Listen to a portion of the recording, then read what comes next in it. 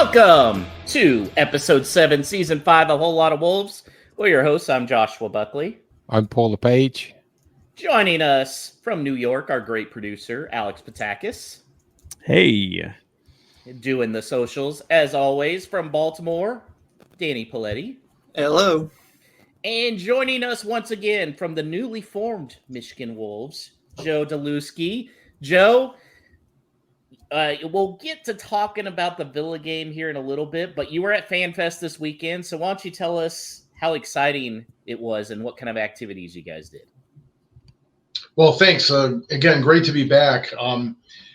So we had, much like the previous FanFest, we got together on the Friday night before for the, match day -1 activities, and then after the match as well.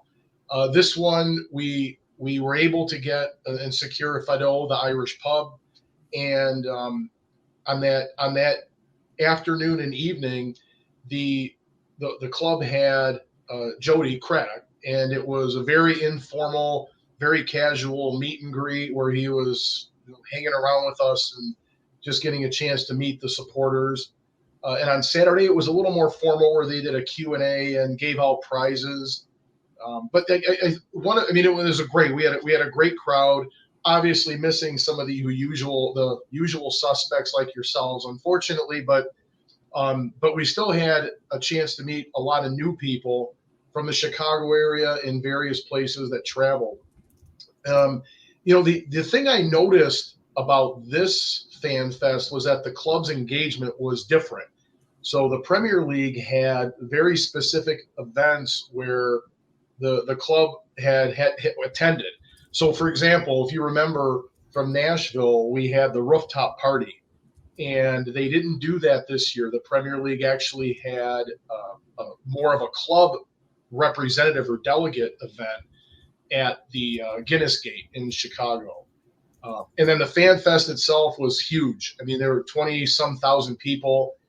There was we got there early, so I was with David and Kristen and again, those usual suspects, and we were there at 5:20, 5:30 in the morning, and there was a queue wrapped around the park already. The club had given us some codes for the groups to get in, and we were able to get through the fast track, which, again, thank you to them. And then we stayed during the match. Another really cool thing was, Jody was there with us throughout the entire event. He actually hung out with us as in front of the screens as we watched the match. Got to high five when Cunha scored his goal. But they were very accessible. Even as we left to go to Fado for the post match, there was still a line wrapped around for people to get in. So they were holding back and turning away people as late as noon, 12:30. So again, overall, I thought it was a big success, and it was great to have the club and see their commitment as well. That's pretty cool that Jody Craddock was actually standing there watching the games with you guys. I bet that was he hung out with us, and I don't know if you saw it, but NBC actually did an interview with him.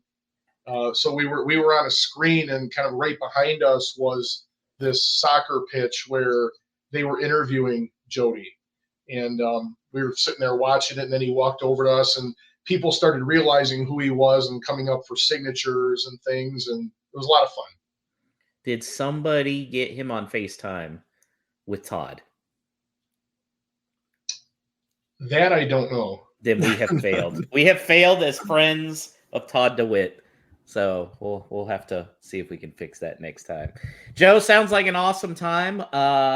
Also, real thanks. It looked like a lot of people were getting their Wolves USA scarves that Patricia Smith had helped get together. So those were pretty exciting. Yeah, for sure. And if you happen to see the video with Rebecca Lowe, David was in the back hanging it up, and it was strange that morning because it was really early, right? It was still dark, and I was walking around, and I kind of bumped into Rebecca Lowe standing there. I think they were setting up I said good morning. See, she said good morning, and then they started it, and I was calling all of our group over to kind of get behind her and as part of that. So yeah, it was pretty cool, and those scarves are really really neat. And I sent them back, couple back with the club too. Oh, that's great. That's great. Well, guys, let's talk about the game. There were actually 2 games last week. The Brighton game turned out to be big poo-poo, 3-2 loss.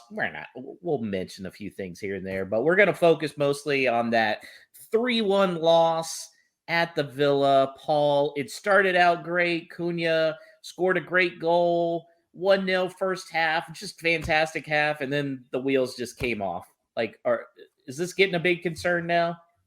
It's turning into Groundhog Day. Watching that first half, it was like you couldn't tell who were the Champions League team and who the team kicking around at the bottom of the league. Genuinely, I just thought it was, again, really complete performance. They were looking strong. They were looking threatening, having the better chances, having all the possession that they were talking about. It was great to have some luck with the goal in that we're able to capitalize on a mistake from the opposition when usually it's the other way around, and everything was going in our favor. And I'll look back again, if you'd have got a second when we're on top, it could have been so much difference. But there is something wrong that when that 45 minutes comes to an end, the preceding 45 is the complete opposite. Danny, a lot of those goals came on the left side. Well, actually, all the goals came on the left side there in the second half. Is Aït-Nouri's defending to do with that? And are we just need to scrap this back 4? I don't know that we are going to have enough center backs to go to a back 5. So that decision might already be made for us. Yeah, I don't know. There are a lot of individual errors along with, I think, some formational errors. Pretty disappointing. Like Paul said, I thought that, that first half was a really good blueprint of how to control a game. Even though we didn't necessarily have the ball, all the time. But then that seemed to just completely fall apart in the second half. And any control we had over possession or even out of possession was just sort of lost. And yeah, I think for at least one of the goals, Aït-Nouri was sort of somewhere in the midfield, which, as we've come to expect on a certain level. But even Mario Lemina not immune from some personal errors during that terrible 15 minutes. So, Joe, speaking of Lemina, looking at the midfield here, do you think it really fits having Andre, João Gomez, and Lemina all in there? Do you think it's just going to be weird formation-wise, or how should we handle that? Well, yeah, I mean, well, first of all, there was, you had within the first however many minutes, you had Aït-Nouri, Semedo, Lemina, and Gomez, all with yellow cards, and I think it handcuffs them to a degree, but I gotta believe that there's some formula or at least some other tactical approach that can be taken to get some substitutions and move people in and out. But the 3 of them playing, I just think that there's, again, there's some talent there that can be spread out over the course of the match. Yeah, Paul, I felt like that first half, even though there were yellows piling up, the 3 of them were working well together. In fact, I was like, hey, Brazil better be watching to see how Andre and Gomez can work together. But something didn't click there in the second half. Yeah, it seems like when it's working well, it works really well. And when it doesn't, it looks really bad. And is it expectations of what those positions demand? They're getting blown out. They running out of steam early because they're doing more running. It's like they're designed to be the heartbeat of the team in the center midfield. Like, again, Andre just looked like he never misses a beat, and it's a perfect addition. And it's just how the other two can complement it. Like, for me, I'm not sure João Gomez is in the best possible form for whatever reason, team dynamics, what is being asked to do formation wise, I don't know. And then Lemina as well, is the expectations of him as the furthest midfield player forward, ideally suited to his natural game, is his run-ins and sprints and the extra effort that he's putting in. Is that contributing when you get into the 60, 65, 70 minute mark and running out of steam, and you're being susceptible then to mistakes because you're switching off maybe through tiredness and things like that? So it's really hard at the moment to put your finger on it and see where the issues lie, because when it is functioning, it looks really good. And that's 2 consecutive weeks with this formation that for the first half, it's been awesome. And it's just, where does it go from there? Alex, we have a no stupid question about this. Yeah, we do. It comes in from Steve Young, who got in touch with us on X at WLW Pod as the show's handle. He says, Mario Lemina has not looked like captain material for me so far. Love the passion, but this young season seems to be wearing him down. Does he need a rest? Would you rotate the club captain to the bench for a fresh perspective? Gary has his work cut out for him in many ways. See, I'm actually going to disagree with Steve, and not just because I'm wearing a new Mario Lemina shirt. I think he's been doing a really good job at captain. I don't see any problem with it. Now, like Paul said, he's running around a lot. So you could say something about, well, is he kind of wearing down late in games? But I think as far as leadership-wise, he's been doing a fine job. Am I wrong there, Danny? I don't know. I think I agree with you. I like to try to decouple the whole captaincy thing. I mean, this goes back to like all the discussions of Kilman, and even before that, you know, the Cody stuff when things weren't going well under Nuno, you know, like there's all this question of like, oh, can you have a captain who's not playing well be a passenger? I mean, in my perfect world, captains don't get an automatic starting spot, but in reality, that's pretty much the case, is that captains pretty much get an automatic starting spot. But I mean, what I said earlier in the season, maybe before we even started, was, you know, that I foresaw, you know, a midfield once we brought in a defensive midfielder, which turned out to be Andre, that it would be, you know, Andre Lemina, and then João Gomez and Tommy Doyle would share minutes. And I'd like to see that happen more for a couple reasons. One, I think that the 3 that we've been starting are a bit similar to each other, especially in sort of what they can contribute to going forward. And the other reason is, like Joe touched on, you know, it feels like Wolves have been very naive in terms of just accumulating yellow cards early on. You know, it's just, and obviously like the referee didn't help very much in this past game. It was a bit inconsistent, as we've come to expect, but some of them are just silly yellows to give away, and it makes them all walk a tightrope. And so, you know, just like the question before about Ait Nouri, you know, he's on a yellow card starting like the 12th minute or something. And it's just like, how much of his poor play in the second half has to do with him not being able to really go in on things. And so if they're all going to be picking up these bookings, especially João Gomez, who's like almost certain to get a yellow at some point, you know, I'd like to be able to bring one of the other tacklers on to replace him. So that might mean Lemina starting on the bench just so that you can share it around. Yeah, I don't know. I also just, you know, going back to Steve Young's question about Lemina, I think like his drop in form, you know, you could argue that a lot of it has to do with him playing out of position. I just wonder, like, and maybe it's easy to feel this way while we're all kind of really down in the dumps, but like, what's a weirder thing to come to grips with?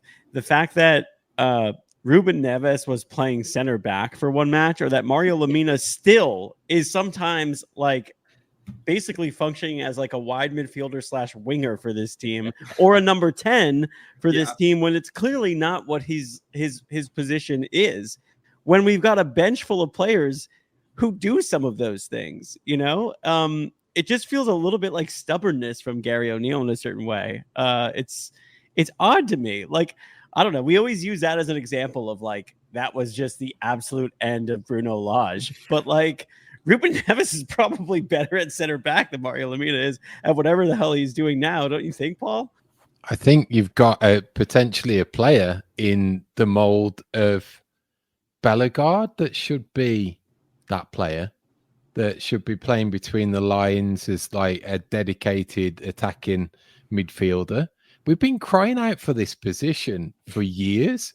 It's like even getting to the stages of the co-commentator on Saturday, a Dave Edwards type player who would sit between the two and pop up with the odd goal and actually fill a need. It seems like we got these players, and yeah, is Lemina being shoehorned into that role just because it's him and he's got to play, he's captain and all of that, or is it Gomez who drops back on the bench and they tweak it that way? But I can't get it at the moment how all these parts that we should have a better, more balanced squad. There's question marks on its quality still, but it should be on paper. He's got more options, and there should be less square pegs in round holes, and it's not turning out quite like that at the moment. I think kind of what it is Gary's trying to start who he views as his best 11 players and then seeing what he can do with it. So not necessarily, adjusting players to fit a system. He's trying to adjust his system to fit the players and still looking for that balance there, especially in the second half. Joe, how do you like the way subs are being used thus far? I mean, you could argue Wolves' bench, one of the best it's been in a long time. Thankfully, Hwang didn't come in this time, but overall, how you like the sub usage?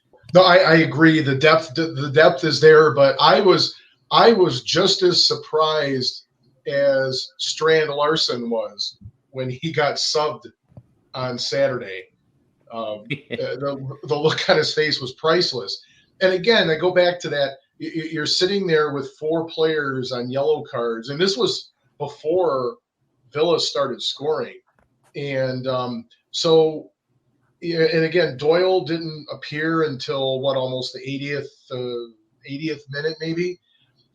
So, I was a little surprised. I would have expected some other changes with those subs. I would have thought to bring in Doyle a little earlier than he was brought in, and maybe Gary O'Neill had some Geddes magic in his mind where he thought it might result in another goal, but I didn't quite understand that particular substitution. And nonetheless, result is what it was. But so far there's been this pattern, and once we reach the 70th mark is when all these problems start occurring. But yeah, so I was a little surprised, Josh. Surprised. The issue here as well, it's not just O'Neill. It's getting possibly tactically outthought by his opposite number for the second week running as well, that it's the opposition taking the initiative with their changes. Maybe Villa's was enforced a little in terms of McGinn going off, but it was still something that we had to react to them making that change first, and though they were changing it up that we were struggling with. And it's whether is he tuned to that? Can he react either before or see that type of stuff coming? Because at the moment it doesn't seem, we're constantly playing catch up, and the worst thing about that is we're playing catch up, we're going a goal behind to go forwards. Joe? Yeah, no, and along the lines, I mean, the other thing in retrospect I looked at was you had a club in Villa that was coming off their Champions League, and maybe it seemed like either Wolves were doing really well or Villa got off to a slower start. And maybe you think about that when you're positioning your starting 11, and perhaps bring in some of the stronger players later on, knowing that Villa may take some time to start. But so that, Josh, I felt that too in retrospect. It might have been a different scenario to consider. So you guys mentioned McGinn there, and Drew from Pittsburgh in our comments brought up a good point that I was going to hit on.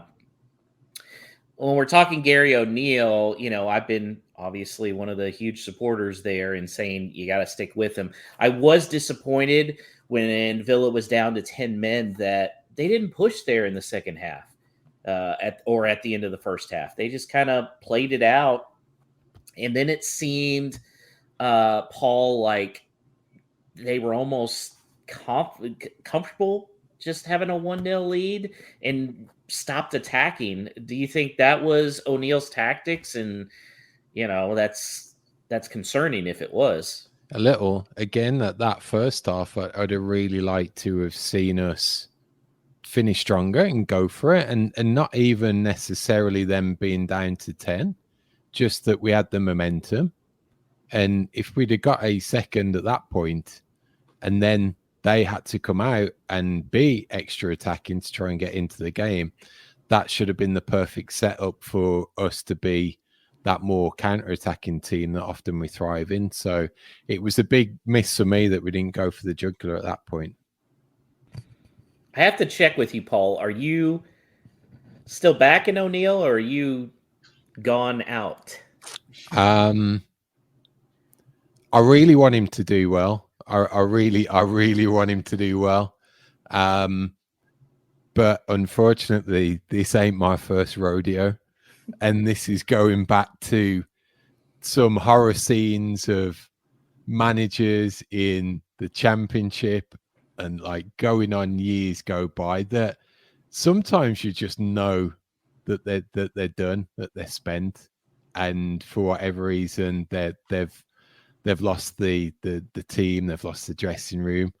I've just got a bad feeling. I hope that something magical happens on Saturday and maybe picks up a win the following week, and we go into the next international break and all is better in the garden. But I've just got a unnerving feel that it's not.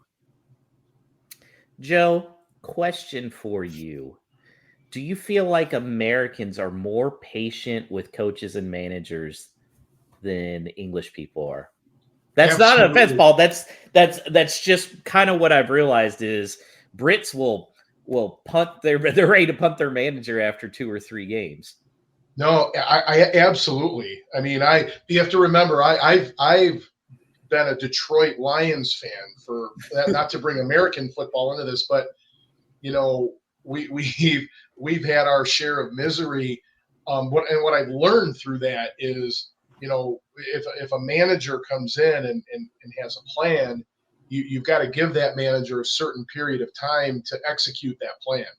So, but yes, Josh, long answer to your question is yes, I found that. But again, though, just backing up what Paul said, he's been through this. He's seen this rodeo before, right?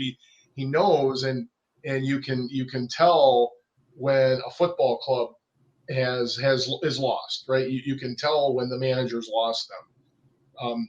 Again, I'm still debating whether or not I'm seeing that. Everything I hear, that's not the case. But again, I think we're talking 2 different things, but there is some validity to the question. It's going to be a rough October too, guys. I hate this. Danny, I know you're looking at that as well. Yeah, I mean, I think it's funny. The whole like Gary O'Neill in or out just feels like a very like kind of online debate. I mean, I know it's like kind of the typical like you go to the game yourself and you have some drinks, and then when you have a tough time there, it's really easy to say like I hope I never see O'Neill again. But it's also like very like it feels very online in the sense that it's like people trying to get their takes out there before the event actually happens. And if you say that you want Gary O'Neill out, now and then it happens in 4 weeks that you can say I told you so, and people feel very smug about that. All that is to say, like, you know, I don't really feel one way or the other. I want Gary O'Neill to succeed, but I also want Wolves to succeed. And I don't see a reason for which they change the manager now, or even, you know, after the next 3 games, because that's what some people were saying, that, you know, like, he's got to get something. But it's like, how can you really make like Brentford away a must win? I mean, it does feel that way, and I'm sure we'll all feel that way when it comes to that game. But, you know, if we had these same results against these same teams last season, but just spread out along the calendar like we had, and then we came up to a Brentford away, no one would be saying Brentford away is a must win. You have to get 3 points or you should be sacked.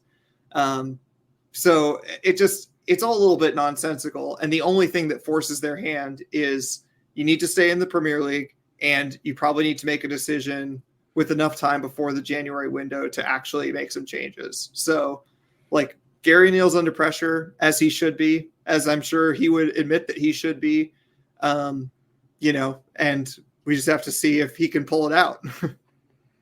I think the first really must win is out at Southampton. Yeah, but that scares me because, I mean, we have a good record against Southampton, but like this is why people are feeling very twitchy, is because, you know, we knew this was going to be a tough schedule. And so none of us should be surprised that we only have a single point. But at the same time, you don't want to go into a run of games against Southampton and Ipswich and Crystal Palace and think that you've got to run the table, that you've got to win every single one, because we all know what our track record is against teams that can frustrate us and sit in a little bit more. So, you know, the idea that we're going to come out of the end of this and then it's going to be the absolute opposite is, you know, we all know that that's ridiculous, that that's never going to happen. So, like, will it be good enough if we're getting, you know, 2 draws and then a loss and then maybe a win? It's like, it doesn't really feel like this is really negating the poor run that we had to begin with. It's just going to make that run to Europe sweeter than the second half of the season. Come on, guys. We can do it. Paul Mosquera left with what looked like a pretty bad knee injury. How screwed are we at center back if he's out? Pretty much. In that it looks painfully apparent that he was the chosen one, in that it seems that, okay, you'll account for Kilman departing and getting a good return for that based on the fact that they had a certain level of confidence in Mosquera that he was coming in conditioned and was going to kick on and be that replacement. Now, it's scary in a few ways, in that I don't even want to think about playing a back 4 against anyone if it's a combination of any of Dawson, Santi Bueno and Toti Gomez. And then does that force you into having to play a back 5 now? And does what he's done up to this point all go out the window? So whichever way you look at it, it's certainly not ideal.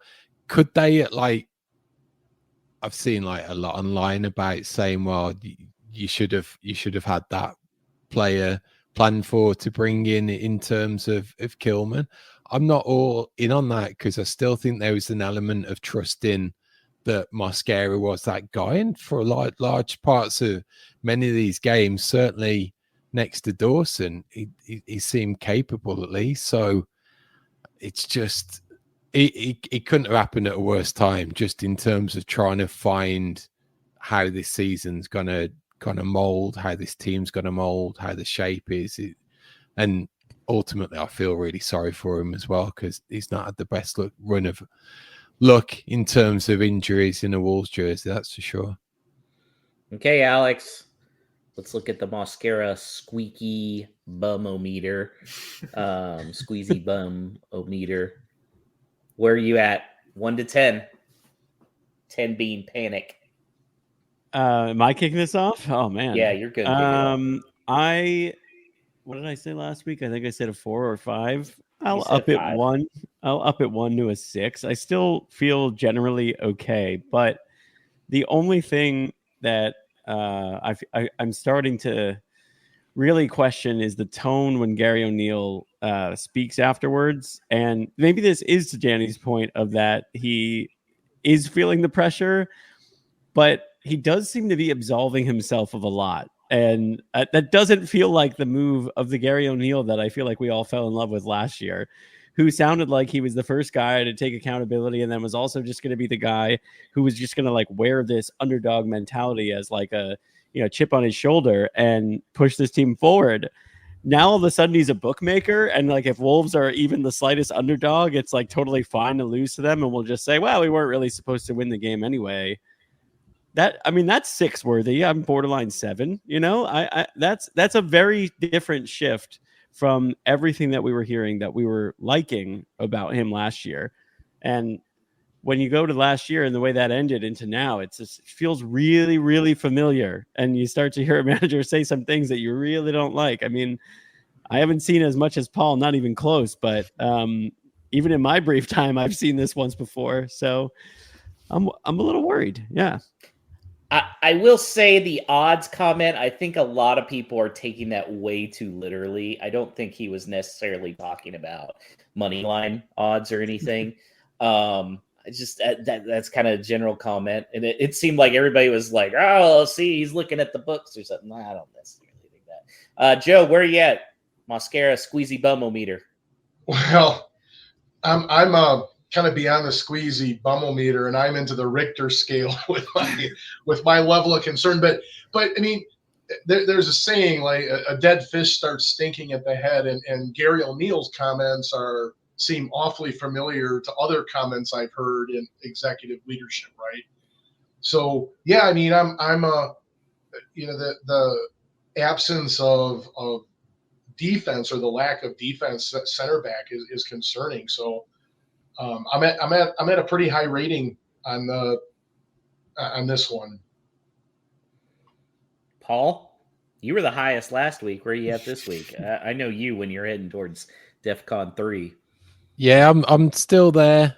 I'm giving that leeway of a game either side to judge, and even if we win on Saturday, I'd probably still be the same as well. But I can't remember what I was. Even if we beat Liverpool on Saturday, you'll see.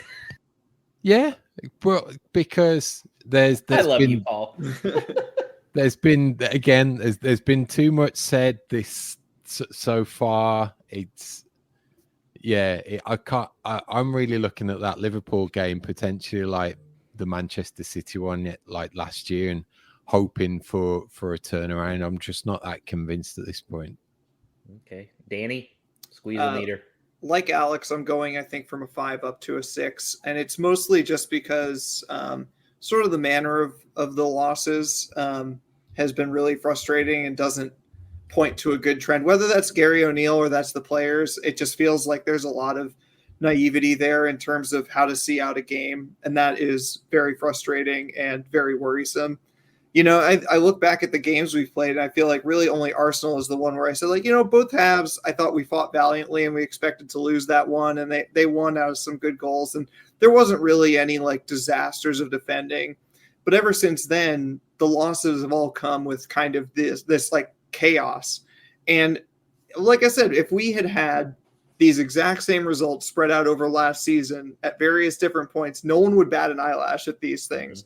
But they've all come at the same time, and the manner of them just makes it worrying that then it really requires like a very good performance to turn that around. If we smash and grab, I guess, can you do that at home? But whatever, against Liverpool, that's going to feel different than if we control the game like that 3-0 win against Liverpool. If we do that, I'll be back down to like 2 or something, like very low, because just being able to see out an entire game, and put together that kind of performance would allay a lot more concerns than just like getting the 3 points. Well, we've already started to talk about Liverpool. That game's going to be at 12:30 Eastern on Saturday, 11:30 Central. Alex is trying to figure out what it's going to be in Arizona time. over there. Liverpool's in second place. They have 4 wins, 1 loss, 12 points. They're only 1 point back of Man City. Danny, they're playing in the Carabao Cup on Wednesday, although they usually like to go youth there anyways. What are you expecting from them on Saturday? Yeah, I mean, the one thing I was going to say about that, though, is that they are playing West Ham, and it ends up being one of those kind of games of chicken where if either one decides to go weak, then the other one's going to say, well, I think I can get through on this one. Now, that said, as we know, West Ham aren't doing so hot either right now, so they might want to focus on their game at the weekend. So I expect it'll be similar to, our game against Brighton. There'll be a decent amount of rotation on both sides. And there's really, I'm not going to go through a whole opposition research thing on Liverpool. We all know Liverpool. Luis Diaz is informed. Jota was scoring before then. They're going to rotate them. They can definitely score against us. I'm terrified, but we also know that Wolves can sometimes surprise you, especially at home against a big team. So who knows? We've seen crazier. Paul, I think we can all assume Mosquera, even if it's not a serious knee injury requiring surgery, he's going to be out this week. So formation, lineup wise, what are you doing? Personally, I'm going back to the 5 just for the opposition more than anything. Again, a little like we've talked about earlier in terms of Out-Nuri and Semedo getting exposed as well. That worries me. In a 4, never mind not having the genuine pace or recovery ability of Mosquera. I don't think Toti's got that in his game to as high a standard, even if he's back and fit. So I think his hand's forced that he goes back to a 5. We get some creativity from Out-Nuri being unleashed, having more license as a roving wing back. He can probably get away with a 3 in the midfield still if he genuinely gives Cunha that free role to try and link the two together and have Strand Larsen up by himself. So I can see a 5-3-2 working. So would you take out, I guess, Gomez then? Yeah. Bellegarde? I think so. Yeah. Just on the balance of who he's got to fit in. Yeah. Jill, what do you think formation wise? Would you go to the back 5 like Paul's suggesting, or? I agree, and I know it's not the popular Premier League thing to do, but given what's unfolded, I agree with Paul. I do. It's set up in a more defensive posture and play on the counterattack. All right, guys, predictions. Let's look at last week's predictions. They were garbage. Hey, Todd DeWitt, he got a point for saying Brighton was going to win, so congrats. And Danny, you got a point for saying Villa was going to win, so congrats. Danny and Alex tied at the top with 5 points. The guest spot in 2, and boy, I'm down in a relegation scrap with Paul right now. This is ugly. Ugh. All right, Joe, being the guest, you get to start off. Well, I'm going to try to redeem the guest spot a little bit then, Josh. Yeah, what I want to see happen is a 1-1 draw, but what I really believe will happen will be a 3-0 defeat. Ooh, 3-0. Ouch. Danny. Yeah, I hate this because I have to go with what my heart says, and it says a defeat. I'm going to be slightly hopeful and say 2-0 and say it's a spirited defeat that maybe makes some people believe, but a defeat nonetheless. Alex? Yeah, I think we score, but I also see there being at least 2 goals of a difference. So I'll say 3-1 Liverpool. Paul? Watch, Paul's going to come up with like a 2-0 Wolves win here. I was going bleak, but Yeah, I was going bleak. So let's spin that and put it on its head. I think we're going to win 2-1. Let's go. I was going 4-1, but you 4-1. I love Wolves? Brits. This is my favorite part of British fans. They will sit there and, oh my God, the sky is falling. We suck. We need to fire the manager. And then you ask him a prediction, like, we're gonna win. I love it. I love you guys. You're the best. Well, shit. I was thinking I was gonna have to pick Wolves just to counteract, but no. I think 3-1 Liverpool probably sounds about right. So hopefully Paul is out of last place next week. No Stupid Questions is presented by Esfuerzo Wines. Located just north of Santa Barbara, California, Esfuerzo Wines showcases passion and 3 generations of winemaking in every bottle. So whether you're celebrating a Wolves victory or winding down after a day at work, let Esfuerzo Wines transport you to the heart of California's wine country with every sip. For a limited time, head to esfuerzowines.com and use the promo code WOLVES for a 15% discount on your wine purchases.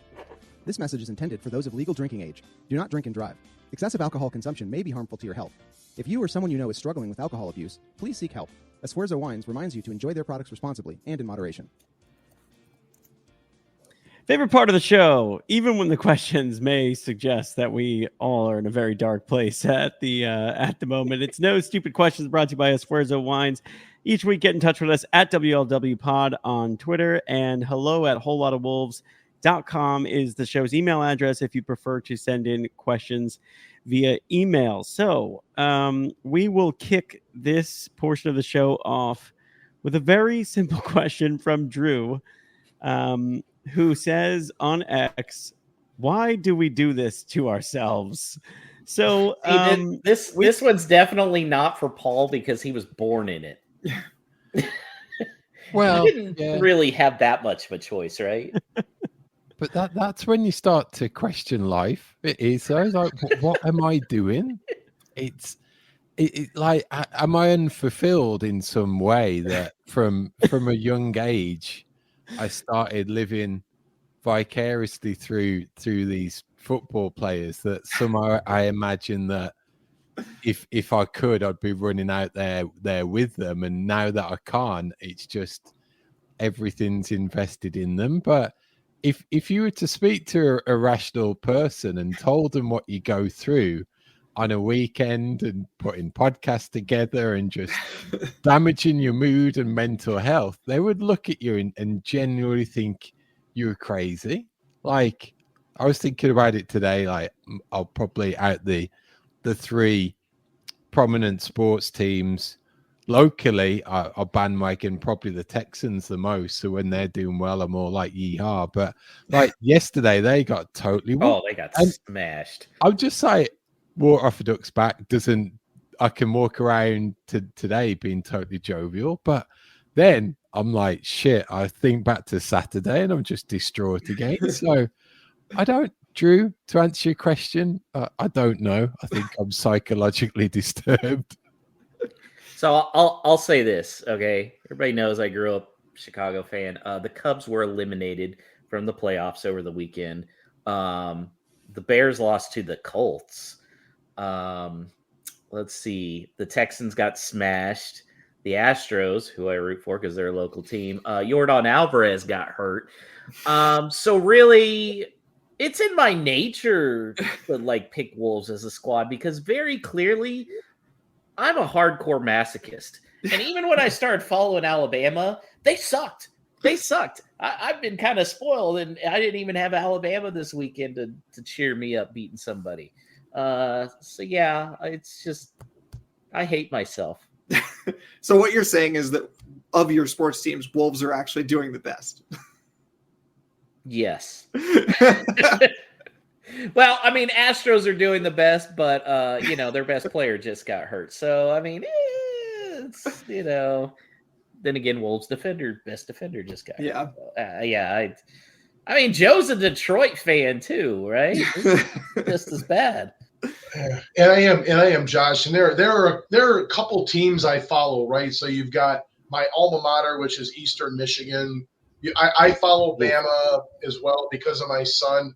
Wolves, Detroit Lions. So on any given weekend, I'm usually like 2-2.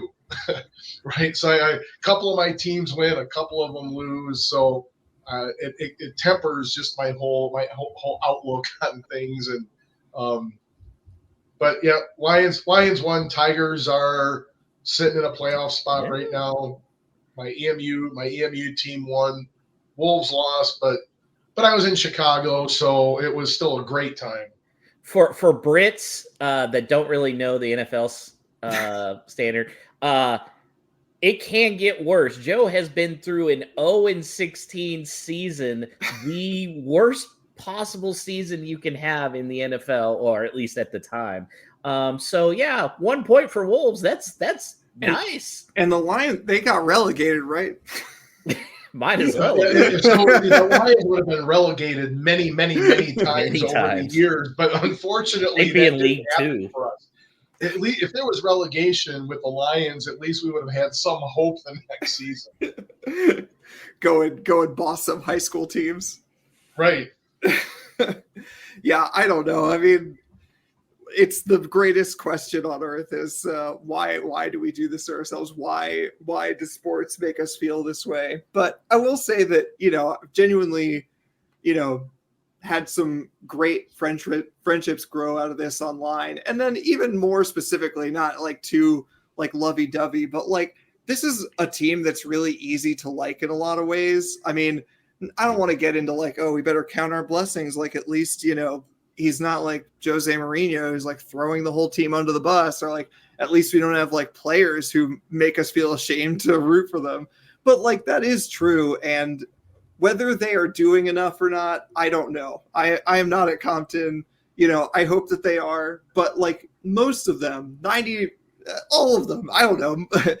all the major players that you can think of on the team, all the starters, like genuinely seem to care and to want to make it better. So whether you think Gary O'Neill is like the right guy for the job, maybe he's not. He's still a young manager. Maybe they need to find someone else eventually. But the players seem to give a damn, and that is all we ask. And so hopefully they pull out some magic. Alex, it's not the journey. It's the friends you make along the way. Yeah, that's a big part of it. In a way, one of the reasons I do this to myself is, we talked last week, actually, when we were talking about the question of like what attracted us to Wolves originally. So obviously that's a huge part of it. But I didn't say on that part of the show last week what I will say now, and for two fans of other NFC North teams being on this call, it's going to sound really obnoxious, but I was a front-running kid who fell in love with the Packers, and it's so far in the entirety of my life that has not come back to bite me. So I felt like it just wouldn't be okay to support a team that is comfortable to support in the Premier League. It's almost like I deserve the suffering to a degree. Yeah, you do, because the Packers have not gone through a year of not having a quarterback. Go. Joe can attest to this too. Yeah, well, nor a week without Jordan Love without suffering, because Malik Willis is 2-0, baby. Let's go. But yeah, it's in some ways I feel like it's karma. Great, thanks. Glad we could put our stink on you somehow.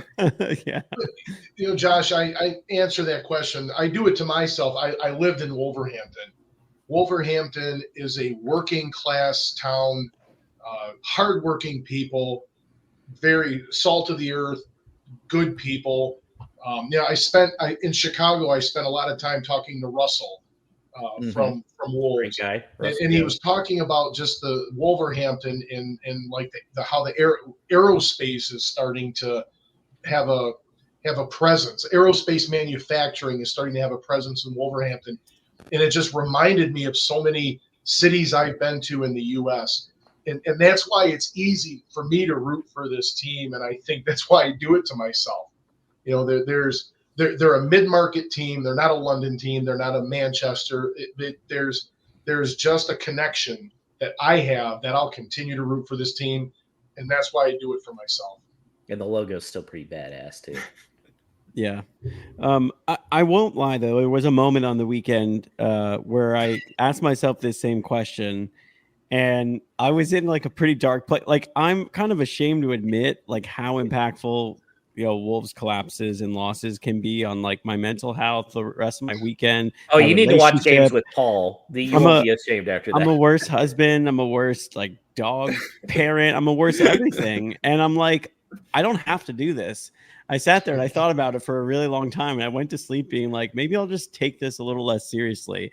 And then I woke up and listened to like every single piece of Wolves content you could possibly imagine.